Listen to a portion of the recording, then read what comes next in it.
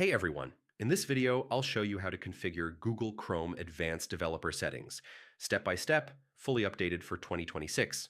These settings help developers debug websites, test features, and optimize performance efficiently. First, open Google Chrome and press Ctrl plus Shift plus I on Windows or Command plus Option plus I on Mac. This opens Chrome Developer Tools. Here you'll find panels for Elements, Console, Network, Performance, Memory, and more.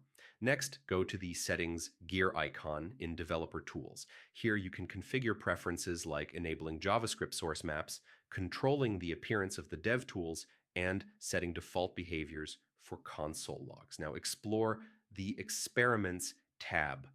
Chrome often provides experimental developer features such as new debugging tools, CSS overview, or advanced network throttling. Enable features you need, but be aware they are experimental. For performance testing, go to the Performance tab and record page loads. Analyze the timeline to see CPU usage, scripting delays, and rendering issues. This helps optimize website speed. Next, in the Network tab, enable Disable Cache while DevTools is open. This ensures you always load the latest resources, which is essential when debugging live websites. Another tip is using the Lighthouse panel to run audits for accessibility, performance, SEO, and best practices. This gives actionable insights to improve websites. Finally, customize keyboard shortcuts and workspace settings under the DevTools settings panel. You can map folders from your local machine for live editing and faster debugging. And that's it.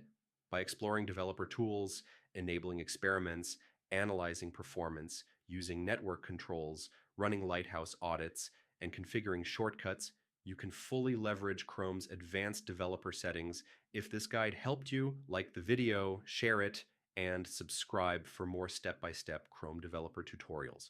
Thanks for watching, and I'll see you in the next one.